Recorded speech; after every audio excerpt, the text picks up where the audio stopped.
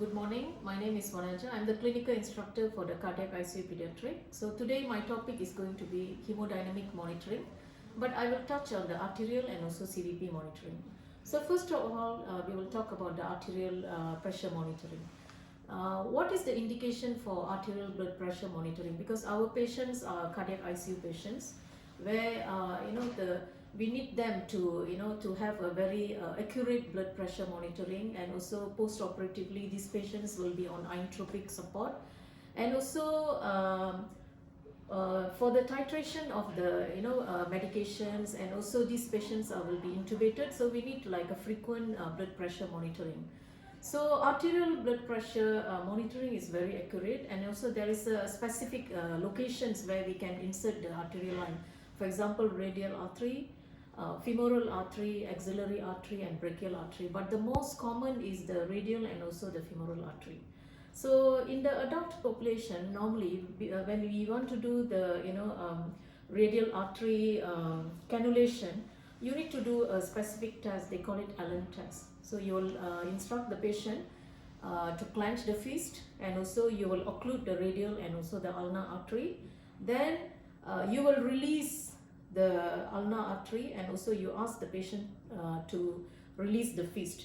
Why? Actually, you want to see whether it is like blanchable or not. So if it is like blanching, so when you occlude, you can see the circulation of your hand, it's like very like congested. So once you release, it is like much better. So you know that there is no occlusion or no thrombosis on the artery, so it is like safe to insert the radial artery.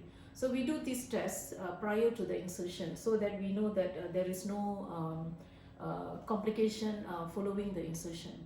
So why we need to check all those things? Because we know the common complication of the arterial line insertion is the ischemia, and you can see like, because there is a occlusion, there is a trauma, there is a thrombosis that can lead ischemia related to the arterial line cannulation, and also maybe sometimes rupture.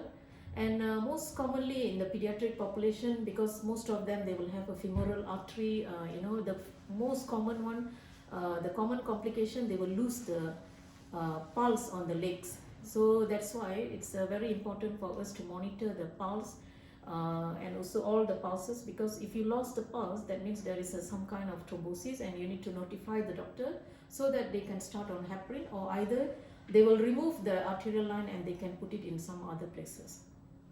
So these are the locations and the complications. So arterial waveform, you have like upstroke. It's in my PowerPoint presentation. You have like a systolic upstroke, and also there is a dichronotic notch. So what is the dichronotic notch? This is the closure of the aortic valve. So we need to know like some of the components. So you need to know whether your waveform is overdam, underdam. You need to know the square test, so that you will know whether it is overdam or underdam. So first of all, when the doctor is going to insert the arterial line, the things that you needed a normal saline. Actually, according to the studies now, you don't have heparin into the normal saline, because there was research done to show that heparin added versus plain normal saline, actually there is no thrombosis documented. So nowadays we don't use heparin inside the normal saline, so we just use a plain normal saline. So you need a pressure bag. So this is a 500 mils normal saline, so this one accommodate the 500 mils bag. So you need like some kind of pressure. So the amount of pressure that you are putting for this bag is 300. That means if you have 2 lumen, each lumen will run around like 3 ml continuously to prevent any thrombosis, because you want to keep the the artery open or the vein open, okay, in case it is a CVP line. And you need a transducer cable, because it will be connected to the monitor where you can do the arterial line monitoring. You need a transducer set. This is to put it at the phlebostatic axis, and this is the transducer set. The transducer set that I have for arterial and CVP line. So first of all, you need to clean your hand, do a hand gel and hygiene, 20 to 30 seconds. So glove, You can use the aseptic non-touch technique, okay, to prime it, because the insertion is done sterile technique. So we are the assisting nurse. So you can use like aseptic non-touch technique. So you can put it here. And this is the set.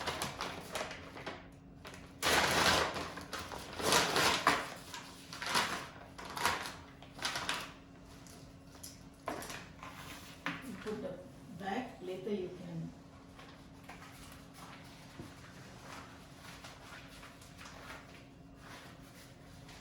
I'm not going to inflate the pressure until I prime the set. Okay, like this. You hang it over there. Then you have blue and also red. So the blue is for the CVP and the red is for the arterial. Okay.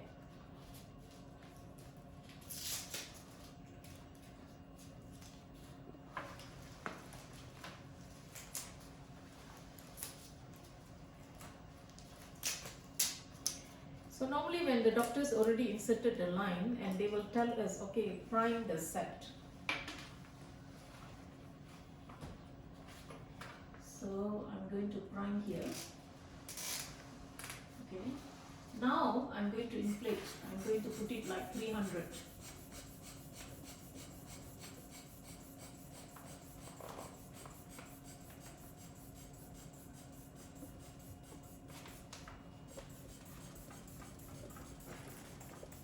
But for pediatric is different because we go based on their body weight. If they are less than 5 kg, we prefer to use 150 millimeter of mercury rather than 300 because you don't want to overload the patient. Then you lock it. So this means you can see the back is inflated. So now I'm going to prime the arterial line. Okay. So I will just pull the plunger. Okay. You can see that I'm priming the arterial line.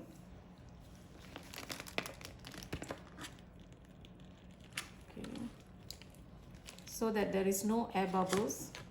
So how do I prime? I just pull the plunger or just compress like this, and then you can see all the saline will come out. So you already primed the whole tubings. Okay. After I prime this arterial line, so I can prime the CVP line in case we need a CVP line monitoring also. So the same way,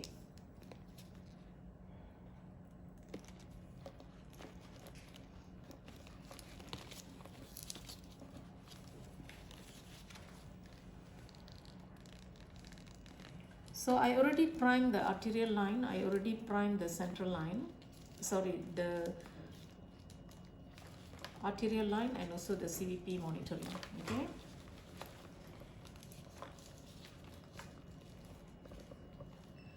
Just ensure that you don't entangle the line so that it looks neat and tidy. Okay. Where is the location of the transducer? It should be on the mid-axillary fourth intercostal. Okay, phlebostatic axis.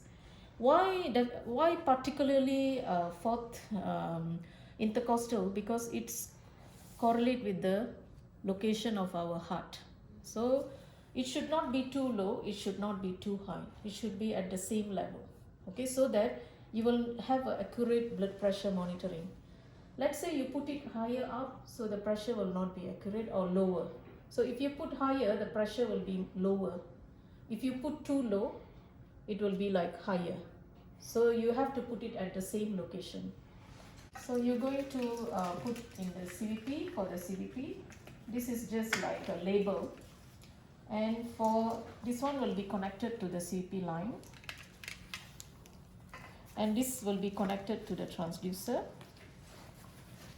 And this is for the arterial line. Okay. Let's assume that the doctor is asking us to like hand over the cable, the line to them because they already inserted the arterial line.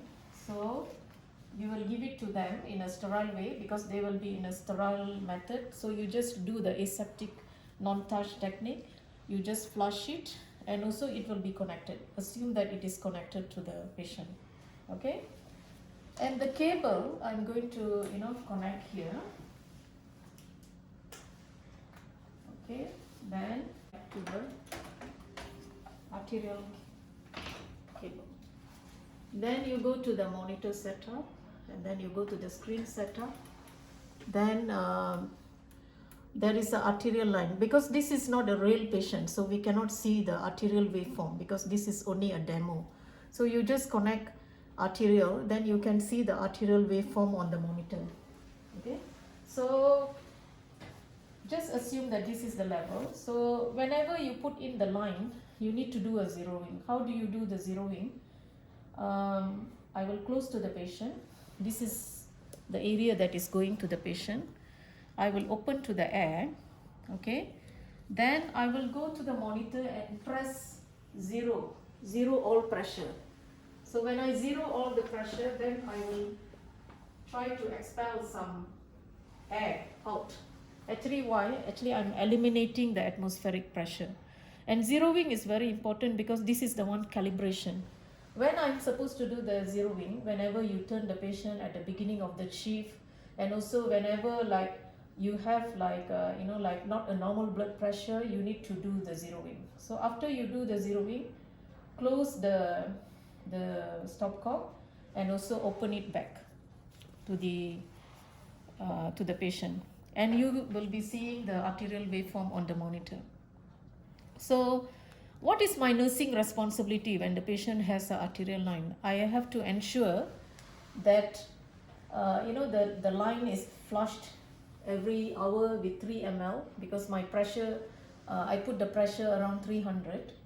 And also when they do the blood sampling, normally we will adopt like a blue clave here. You will aspirate the blood sample from here. How do you aspirate? You will close to the patient, you will attach a syringe here, then after that you will open, then you will aspirate the blood. Then normally we will have to discard the first sample. Only the second sample we are using it for the for the ABGs and all those things. So after collection, you need to flush it. You can use like a closed. Normally we prefer to use a closed system so that we will not like open it to prevent any infection. So we're supposed to have a blue clave. So we will aspirate the blood through the blue clave. So the first aspiration will be the discard. So you discard it, and then you take another syringe, then you do the collection sample. After the collection sample, you will use the clean syringes, and you can aspirate. You don't need to like remove the syringe. You do it in a closed method, and then you can flush the whole things. You don't allow the blood to be like collected along the tubing because it may get clotted. At the same time, our observation, we should observe the dressing also, and also we have like a Tegaderm dressing. So it's like the film dressing we change every 7 days, and also when it is like oozing, if there is a gauze dressing, we change it like 48 hours according to the policy. When do you change these tubings, the transducer cables? According to our hospital policy, we are changing every 96 hours, but it depends on the hospital policies. So let's say the doctor ordered for removal of the arterial line. So when they think that the patient don't need the arterial line, and also there is no inotropic medications, so before you remove, you need to check non-invasive blood pressure. The arterial blood pressure is invasive blood pressure monitoring. So you need to have a non-invasive blood pressure, and you have to make sure the reading of the arterial line and the blood pressure non-invasive is the same. You should not have any discrepancy. So if it is like similar and it's same, and you think it is safe to remove the arterial line, that's the time we will remove. Let's say there is a huge discrepancy. Maybe the pulsation is very weak, and also when you put the non-invasive blood pressure, then when you check the blood pressure, you will have like a low pressure. But with your arterial line, you have like higher pressure. So that means it's not suitable to remove. You can inform to the doctor that I think we still need the arterial line because the pulse is very weak. So you should be having a same kind of reading before you remove. And removal is very easy. You do it like a clean method. You need a pair of glove, you need a cleaning solution, you need like a blade. So you will open the dressing, you will clean it with the chlorhexidine, you will remove the sutures, then you will pull the arterial, and also you do a pressure dressing. So at the radial part, it's the bleeding tendency is not too much, but in the femoral is very complicated. So what happens several times, like when you remove the femoral, you need to give a very good compression, pressure dressing, because if you don't do that, what will happen, the complication, there is a possibility of hematoma to be accumulated, and most of the time the patients will have retroperitoneal hematoma. How do you identify the retroperitoneal hematoma? You can see that they were dropping the hemoglobin, they look pale and hemodynamically unstable, they will lose the blood pressure. So this is a major complication. So you need to at least 20 to 30 minutes, you need to do a very good compression so that there is no hematoma develop, because some of the patients are on heparin and they are very sensitive, and that this arterial line is directly cannulated into the artery. So these are the major complications. At the same time, make sure, if let's say there is a femoral artery, make sure that you feel the pulsation on the femoral, because many times when they have an occlusion or blood clot, they will lose the pulse. Now we talk about troubleshooting. What are the troubleshooting? You need to know the square test. What is the square test? Square test, or they call it flush test. So that means when I pull the plunger, there should be like a square followed by an oscillation. So oscillation means the line, the ringing they call it. So if you have two oscillation, it's considered your waveform is normal. If you have like no oscillation or only one oscillation, it could be overdamp. Overdamp means it's the opposite. Overdamp means the waveform is very flat. You don't have a dichronotic notch present. So what could be the possible causes? Could be hypotension, could be you have air bubble in your tubings, maybe there is a clot, maybe there is no backflow. So this could be the possible causes. So when you see this waveform, you need to troubleshoot. For example, if blood pressure low, you need to titrate your inotropes. If you think that there is a blood clot, you need to aspirate the clot, you need to flush it. Maybe positional also could be one of the contributing factor. You need to reposition the patient and also do the zeroing again, so that you will have a very beautiful oscillation with the dichronotic notch. Second troubleshooting is the underdamp. Underdamp, where your waveform is very sharp and very tall. So what could be the causes? Either the tubings are very long. How could it be long? Maybe it being connected to another additional tubings. And second thing, maybe because you have a high blood pressure, or maybe the heart rate is too high, it could be also another cause of contributing factor for the underdamp. Why I'm telling that overdamp and underdamp? Because when we are titrating the inotrope, we cannot based on this we titrate the inotropes. We have to make sure that this blood pressure is normal. For example, let's say you have overdamp line, and also there is no way to troubleshoot. You fail, you aspirated, you check everything. So that's the reason you need to have a comparative blood pressure monitoring by the non-invasive, because you need to compare. Is it the same? Is the pulse is good? Sometimes the arterial line you will not have a good blood pressure, but you may have good blood pressure on the non-invasive monitoring. So you need to use your judgment, clinical judgment, and also your critical thinking whenever you have patients on the hemodynamic monitoring. So I think this is